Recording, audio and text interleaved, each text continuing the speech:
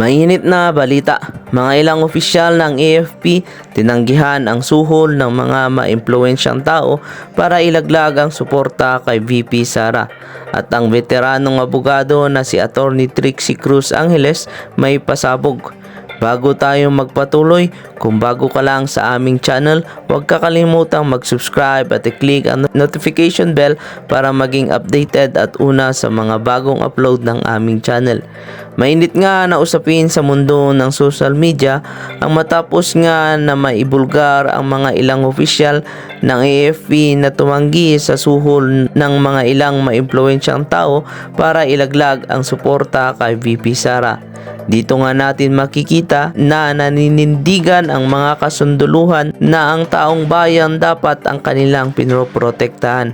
Sa isyong ito nga ay may pahayag ang dating Palace Communication Chief at veteranong abogado na si Attorney Trixie Cruz Angeles na ayon nga sa Sanligang Batas ng Pilipinas na kung ang gobyerno na ang mismo ang kalaban ng taong bayan, ang Armed Forces of the Philippines ay dapat manindigang ipagtanggol ang kanyang mamamayan at hindi ang mga politiko na sinubukan silang bayaran. Ayon pa nga kay Attorney Trixie Cruz Angeles na kapag napatunayan nga na sumisinghot ng polboron si Kuting ng Norte ay ito ay magiging batayan para patalsikin si Kuting ng Norte bilang isang pangulo, lalo na't hindi na tama ang mga desisyon nito bilang isang pangulo ng bansa. Banat nga ng mga netizen, dapat na talagang patalsikin si Kuting ng Norte, hindi na maganda ang nagiging takbo ng ating bansa at mas lalong naghihirap ang mga Pilipino. Dagdag pa ng isang netizen na susuportahan nila ang AFP kung sakaling mapatunayan na si Kuting ay gumagamit ng polboron para patalsikin ito bilang isang presidente. Kung ikaw ang tatanungin, susuportahan mo ba ang mga kasunduluhan? I-comment mo lang sa comment section ang iyong opinion at ating pag-uusapan. Bago tayo magpatuloy, huwag kakalimutang mag-like, subscribe at i-click ang notification bell. Panuorin natin ang buong detalye. Says, civilian authority is at all times supreme over the military. The Armed Forces of the Philippines is the protector of the people and of the state. Its goal is to secure the sovereignty of the state and the integrity of the national territory. So, ang daming issues kagad na maiisip nyo, no? So, but let's begin with the first part. Civilian authority is at all times supreme over the military. This is the reason kung bakit ang martial law is still is heavily regulated. So, nung panahon ng first Marcos administration, ang martial law meant na kahit ang mga civilians, kapag sila po ay hinatulan ng mga crimes against the national security, ang naghahatol sa kanila, ang naglilitis at naghahatol sa kanila ay isang military tribunal. Subject na kasi to military law. Yun po yung ibig sabihin ng first Marcos administration sa martial law. Subject po, pag national security ang ginagawang ang paglalabag o basis para dun sa pag-iimbestiga at paglilitis, haharap sa isang tribunal. Kaya si Ninoy noon was General Court Martial number 7, kung di po ako nagkakamali. I must have forgotten it na. Pero nung sinasani Trillanes, iba na rin. Iba na. We're under the 1987 Constitution. At sila po ay humarap sa paglilitis sa General Court Martial number Special General Court Martial number 1, sina Danny Lim sa Special General Court Martial number 2. And there was another one created for Special General Court Martial number 3 for the Manila Pen incident. Under the 1987 Constitution, kahit may mga civilian silang co-conspirators, hindi po sila nilitis under the military tribunals. Okay. So, subservient ang military authorities to the civilian authorities. Kaya ang Pangulo po ay ang commander. Siya po ang nagdidirect sa military at hindi po co-equal branch ang military. It is under the executive. Ngayon, specific ang ating specific po ang ating saligang batas na kinikilala ang mga events noong 1986. Kaya may clause that says, this is what we call the protector clause. The Armed Forces of the Philippines is the protector of the people and of the state. Ngayon, ang Estado, the state, is composed of several elements. Number 1 is the people, of course. 2, government. 3, sovereignty, which under times of changes of government do require recognition by by other countries, territory. So, bakit kung ang people ay isang elemento ng Estado, nilalagay pa rin na protector of the people and of the state ang armed forces? The simple explanation of this is that the there are times na ang people po ay ang nanganganib dahil sa karahasan ng representante ng Estado, which means government. So kapag ang gobyerno po ang naglagay sa taong bayan sa peligro, ang protector nila ay ang Armed Forces of the Philippines, okay? Ang AFP. Kaya nakikita niyo ba yung mga hashtag Protect the People? Pinaalala lang po sa AFP na under the Constitution, sa pangingilalim ng ating saligang batas, sila po ay may obligasyon na protektahan ang taong bayan kung ang kalaban, at during those times na ang gobyerno mismo ang nag-o-oppress o kumakalaban o naglalagay sa kanila sa peligro. Unusual itong protector clause natin dahil ang AFP subservient yan sa government authority, sa civilian authority, the president. It is possible, it's not been tested sa ating saligang batas at ng ating Korte Suprema. It is possible na kapag nakita ng AFP na ang oppressor ay gobyerno mismo, headed by the president or maybe headed by somebody else, it doesn't really matter. But if it is government forces na nag-o-oppress at naglalagay sa taong bayan sa peligro or directly endangering them, directly sinasaktan, directly pinapaslang, ang dapat gumitna sa mga puwersa ng gobyerno ay ang AFP. So dito natin nakikita na normally ang AFP ay puwersa ng gobyerno. Ngunit kapag ang taong bayan po ang nangangailangan ng proteksyon laban sa gobyerno nito, hihiwalay ang AFP. At sila po ang tatayong protektor ng taong bayan. Yung third portion nito, interesting din. Kasi it says, its goal, or the AFP's goal, is to secure the sovereignty of the state and the integrity of national territory. Anong ibig sabihin ng soberanya? Ibig sabihin, hindi tayo pong sumasa ilalim sa puwersa ng ibang bayan. Sa puwersa o nagpapasa ilalim sa sa puwersa ng ibang bayan. And the second part, protector ito ng integridad ng national territory. So, ibig sabihin, ito ang defenders, AFP po, ang defenders ng ating bayan against external enemies. Ngayon, ang AFP, under an agreement with the PNP before. Kasi ang PNP po, sila po ang ang kanilang obligasyon ay sa internal matters, peace and order. Ganyan. Civilian po ang nature ng ating PNP. Pero bakit ang AFP po ang sumasagot o humaharap kapag may insurgency? Yun po ang ay usapan na pagdating sa national security, ang AFP po ang nangunguna. Although, sometime nung panahon ni, not sure if it was Noynoy Aquino and perhaps the latter part of GMA's term, na may usapan na i-transfer yung mga anti-insurgency operations to the PNP. Yun nga lang, I think na under the Duterte administration, bumalik po sa AFP. Also at the request of the PNP dahil marami rin po silang inaatupag pagdating sa regular peace and order operations nila.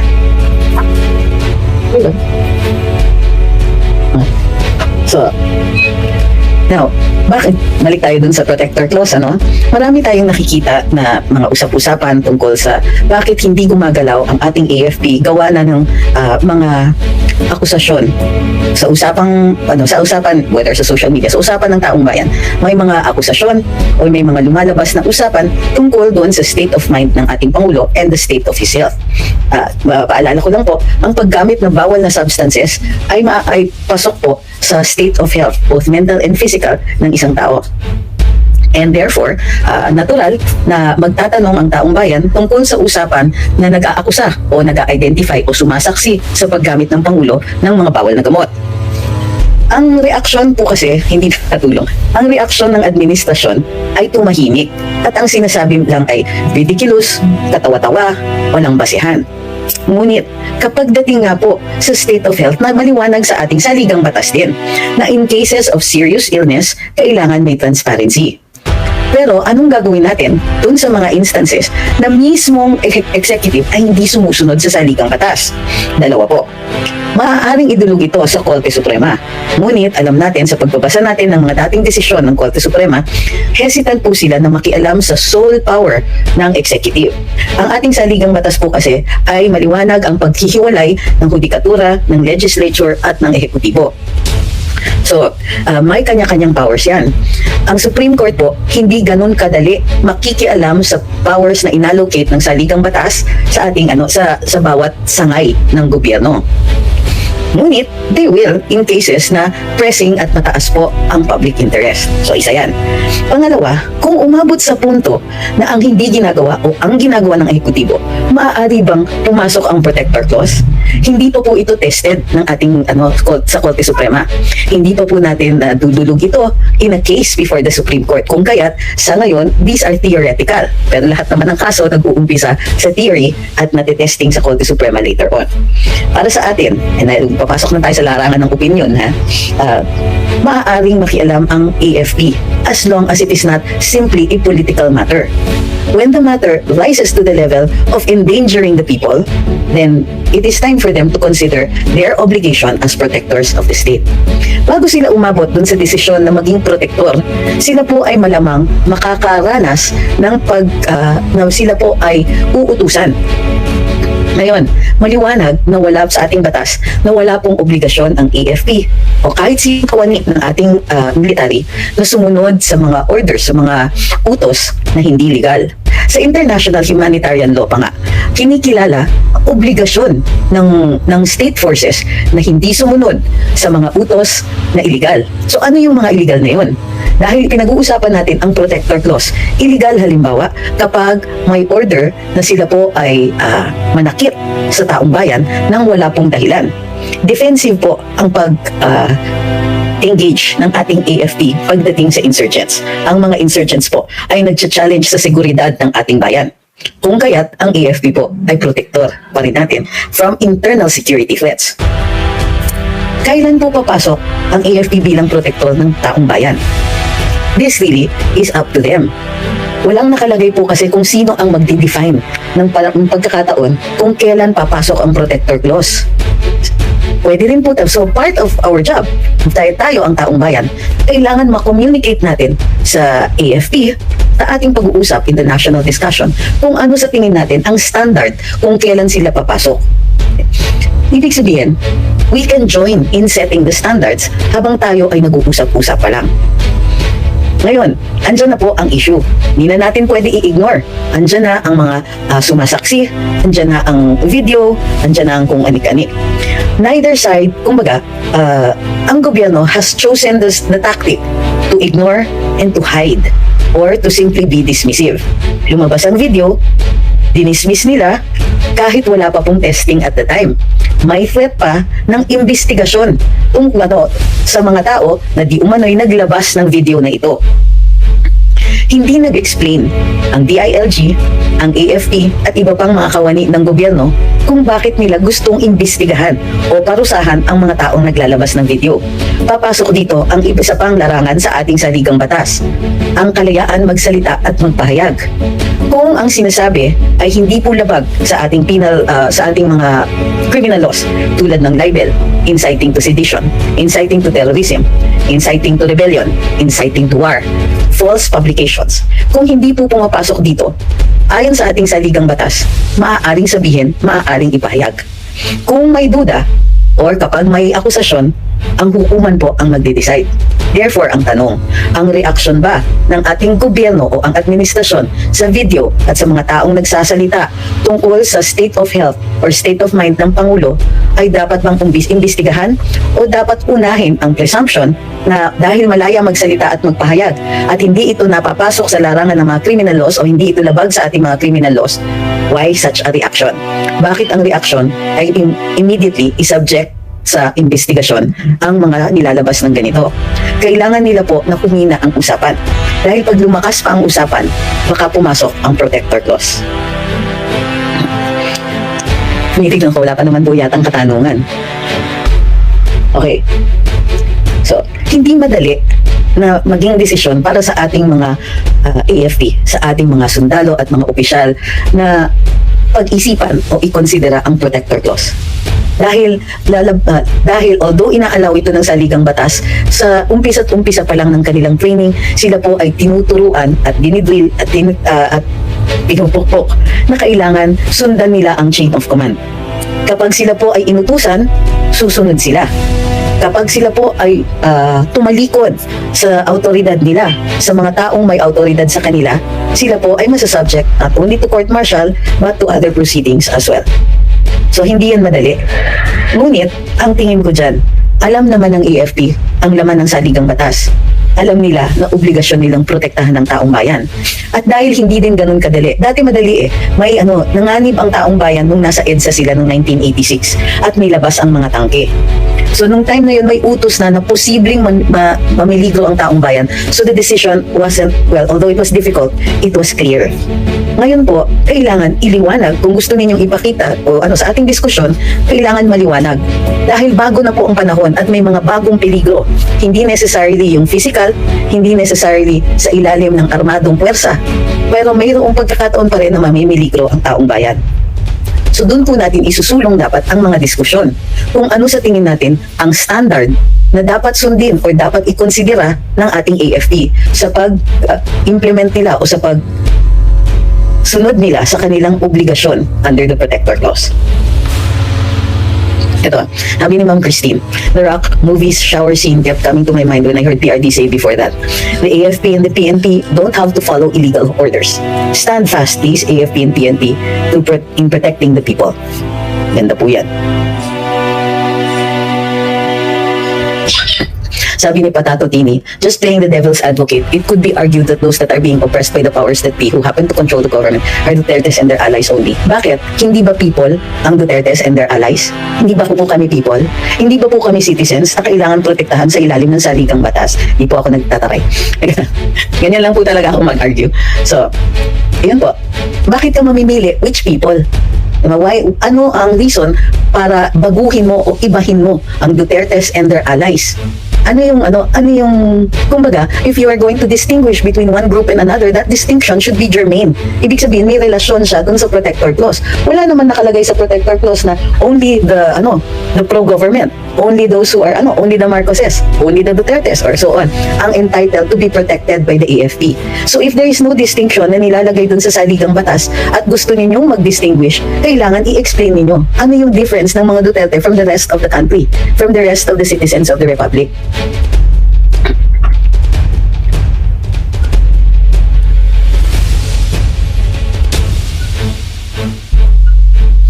Sabi ni Mary Ann Simbra Cruz, men in uniform should start the people power, then Filipino people will follow VP Sara for next president.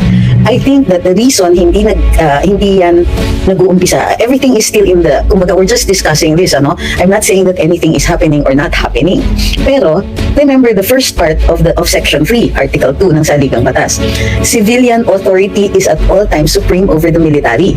So, makakarinig rin tayo sa diskusyon ng ilang hindi pwede natin i-name, ng mga military or former military na gusto nilang makita na ang taong bayan po ang sumusuporta sa ganyan. So sila daw po ay susunod. So now, it is a discussion also, for discussion, who should go first? Or what constitutes going first anyway? Diba?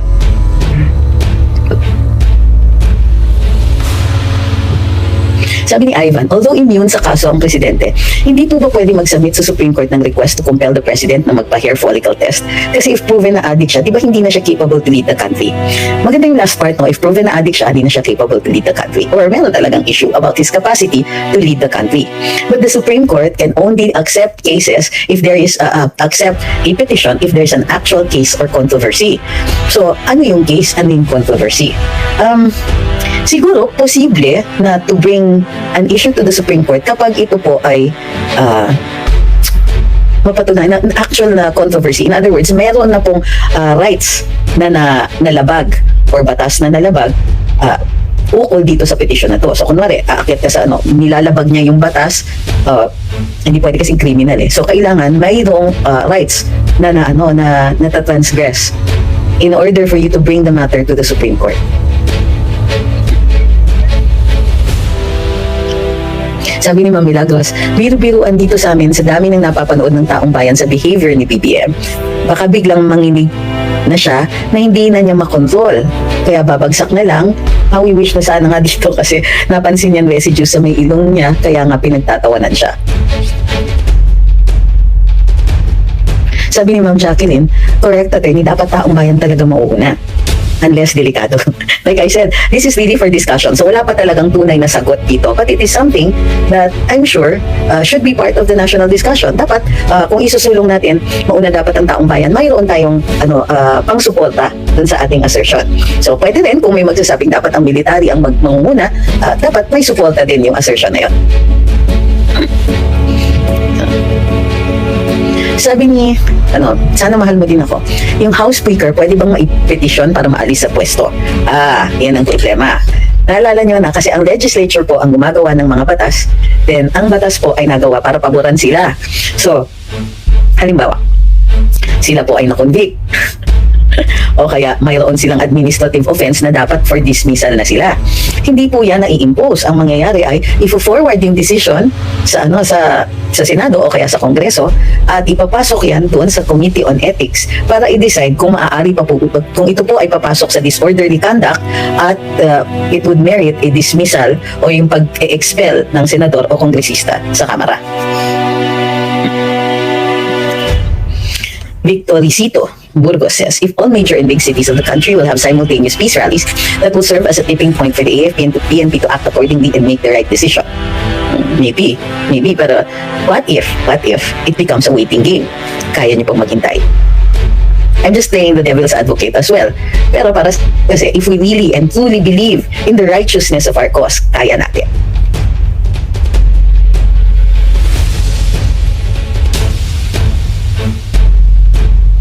Okay, next. Sabi ni Van, kapag ba napatunayan na si BBM ay positive sa drugs, grounds ba yan for impeachment? Kasi niloko niya tayong lahat. Well, kahit hindi niya tayo niloko, di ba? Yes, high crimes at saka betrayal of the public trust. Posible. Sabi ni Nilo, dahil hawak ni Marcos Jr. ang mga generals, hindi ma-implement ang provision sa saligang batas na protect the people. I disagree, sir. Protect the people provision can possibly be done by middle active commanders and retired AFP officers. Retired AFP officers have no command. Okay? Pero remember the coup d'etat of GMA? Generals lang nga po ang gumalaw nun. However, in the other challenges to her legitimacy, junior officers ang gumalaw. So I don't think we can say anymore with finality kung sino sa AFP ang dapat gumalaw. Could be anybody. Sabi ni Nick, sino bang gusto mong maging presidente kapag na-impeach si Marcos? Wala pong choice dyan. The successor is the vice president. Nasa saligang batas din po yun.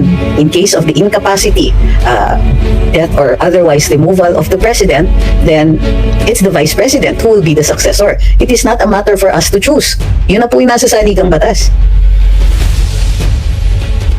Sabi ni Lemsey, ask lang po, kung totoo na may hawak si Cathy Binag na mabigat na ebidensya, pwede na ba yung gawing dahilan para pumunta sa Supreme Court? Hindi naman po niya ibibigay yun. Diba? Kahit pumunta tayo sa Korte Suprema, hindi naman tayo ang may hawak eh. Siya ang may hawak. So kung kasakasakali, siya po ang dudulog. Sabi ni Open, kung magtagumpay sila kay VP Sara, sino ang next in line na maging VP? Wala pong succession to the vice presidency if the president is still there. So, kapag nabakante ang posisyon ng vice president, mamimili from the legislature ang ating presidente subject to affirmation by the legislature. So naalala niyo si GMA, vice president siya. Nag-succeed siya sa posisyon ni Erap as president. So nabakante yung posisyon ng vice president. Pinili niya si Teofisto Ginggona who I think at the time was in Congress. At siya po ang naging vice president, in-affirm po ng Kongreso. Sabi ni Eriol, pwede bang taong bayan ang mag-demand para i-impeach si Marcos? Pwede po, but you still have to write the petition and submit it to Congress. At Kongreso pa rin po, base sa saligang batas yan ang magde-decide kung ito po ay impeachable, yung mga facts na ididetalya natin doon, ay impeachable offense. And may sufficient na ebidensya para iangat sa trial sa Senado. So, yun nga lang, malawak po kasi ang discretion ng Kongreso na mag-decide doon. Hindi po gaya ng, halimbawa, sa US, nag-assign sila ng special prosecutor and so on. Tapos, nagde-decide sila base pa rin sa ebidensya. At sinasubject din yung ebidensya na yon to legal standards. Dito, wala pong rule na ganun.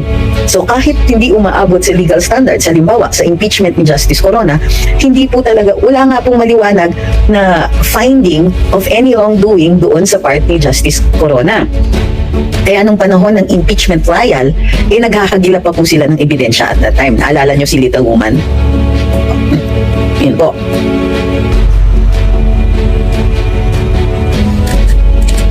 Sabi ni Hamin A, if may video or picture sa USB ni Ms. Cathy, what corroborating po evidence is needed pa for impeachment? Kakasabi ko lang po, ang pagtimbang ng ebidensya sa mga kamera, maging sa Senado o sa Kongreso, ay base po sa kanilang diskresyon. Kahit pa sabihin natin na mabigat o walang ebidensya, sila pa rin po ang magde-decide kung ano ang standard ng pagpapasa nila nito. Sabi ni Octavia, what else can we do if the Committee on Ethics are not doing their job well? They never do. How are the people protected from unscrupulous politicians? We're not. At least not sa legislature. Ang dahilan nila ay hindi dapat daw ganun kadali or hindi pwedeng matanggal ang isang elected official ng ganun-ganun lang dahil ang mandato ay direktang nanggagaling sa taong bayan.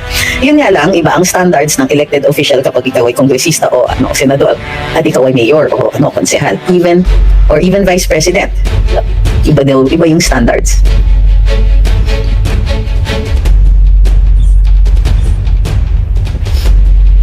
Okay, sabi ni Jose, parang useless na po maraming rally ng maiso. Ignore ng BBM yan. Mas agree ako sa people's power na ang taong bayan na kung di nagdeteriorate ang bayan. Number one, sir, mali po kayo. Hindi po ini-ignore ng BBM yan. Kaya nga po kinasuhan si Attorney Glenn at saka si Attorney Harry. At tuloy-tuloy din po ang pahirap sa iba sa amin ng mga tagapagsalita ng maiso.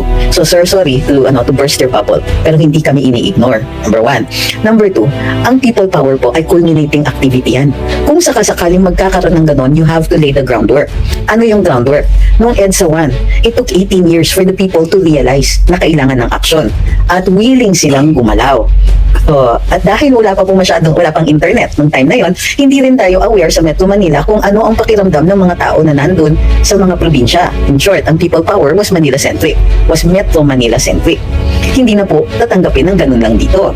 So, although mahalaga ang Metro Manila, kailang maisog rallies as well as yung mga activists that are online ay necessary para ipalaganap yung mensahe sa ibang mga tao na inaasahan nating pumunta. So, hindi ko alam po kung sino rin po ang ini-expect ninyo na mag-organize ng people's power samantalang ang maisog ang pinaka nasa forefront ng lahat. So, I think that maaari naman magsulong ng mga suggestions. Pwede po kayong magpadala ng suggestions sa TAPS Coalition. TAPS stands for Transparency, Accountability, Peace and Security. So, iba-iba yung mga causes niyan, kaya nga TAPS yan. But I'm sure they will be open to your suggestions.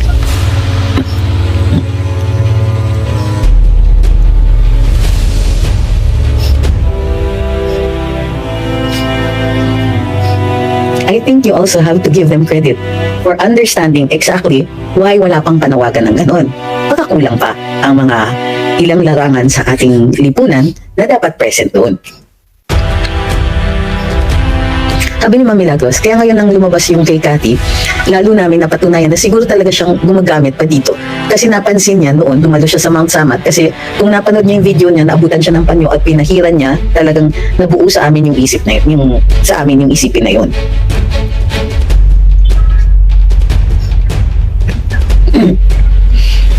Sabi ni Mario, nakakapagtaka lang po, asa na yung mga galit na galit kay Marcos nung eleksyon. May punto kayo dyan.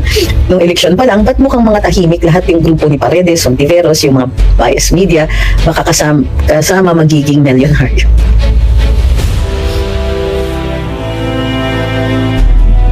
Sabi ni Beth, ay mukhang wala ng pag-asa ang bayan, hawak nilang lahat. Disagree po ako dyan. Kasi kung hawak nila ang lahat, bakit nakakapagsalita pa rin tayo? Sa totoo lang, ang dami nang lumulusot. They tried to stop the rallies, now they can't anymore. They tried to stop us from talking online, now they can't anymore.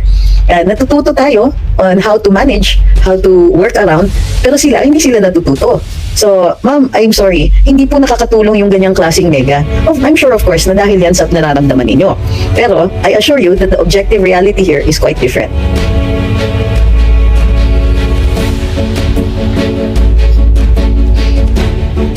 Sabi ni CG, kawawa ang taong bayan dahil halos lahat na supal pala na ng pera ang mga nasa posisyon at MSM. Taong bayan na talaga dapat kumilos. PP3. Sabi ni Mimi, I thought before that these makabayan groups are pro-country, pero bakit pro-Marcos na? Oh ma'am, never believe that they are pro-country. Ang totoo niyan is that they are pro-party. Ang talagang, it's the party above all else. Above their family, above their country, wala man silang Diyos. So, yun lang, it's really the survival of the party. So, kung yung party magsusurvive kapag kumapit dun sa malakas, ay dun sila.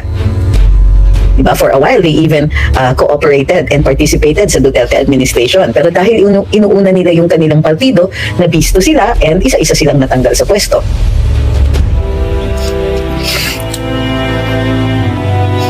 Ito, sabi ni user 117746, di sila ini-ignore, meaning hindi ini-ignore ang maisu. Pailalim lang talaga rumesbak itong si Bangag President sa panggigipit siya magaling.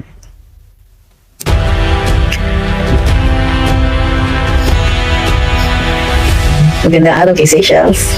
Okay, bigyan niyo lang po ako ng ilang minuto para magpasalamat dito sa mga generous na tao dito sa TikTok at dito sa ibang platforms. So maraming salamat po kay Sana Mahal Mo Din Ako, kay Ma'am Vanessa, kay Joe. Uy, salamat sa aking moderator si Mer. Salamat din po kay Mer uli, kay Fritz Comendador, kay Mer uli. Magandang araw. Maraming salamat kay Sana Mahal Mo Din Ako. Kakatuwing pangalan. Christina, thank you very much. Kay Jevin. Kay Christina uli. Sa Coffee and Finger Heart kay Jevin uli. Iba na naman. Sino pa ba? Thank you kay Chris Blue. Kay Flor de la Rosa. Kay Sana Mahal Mo Din Ako. Kay Yueki Shalala, kay Aubrey, maraming salamat, kay Vince1127, kay Kaprom D, kay Green Rose, kay Yueki Shalala ulit, kay Green Rose, kay Roger ST, kay Mer, kay Green Rose, kay pasensya na po, I really have to do this, kay Andrea Lozada, ang dami ko na-miss, kay Bernie Castello, kay Bernie Castello ulit, sabi niya nasa bagong Pook ni Pa City siya, kay Ma'am Marilu, kay Ruth Soralta, kay Gerald ulit, kayon. So meanwhile, maraming salamat din kay Ma'am Marilu Torrejos, kay Ran16, thank you very much. Ay, kay Marlene Hamora, nasa Davao City din po kayo. Salamat dito kay Period, yun yung name niya. Kay Ma'am Christina ulit, maraming salamat. Alright, dito naman po, maraming salamat kay Nadir, kay Rod Lumang, good morning, at kay Ma'am Fem Morioka. Maraming salamat po sa inyo. Sabi ni Sounds pa, is the admin in Congress formulating a rally around the flag effect linking Pogo, China, and Duterte? I-link mo pa pati ang WPS, you mean? It's possible, but the question is it actually is it effective? Sabi ni Elmer, should we start petitioning our congressmen and demand for them to endorse an impeachment process?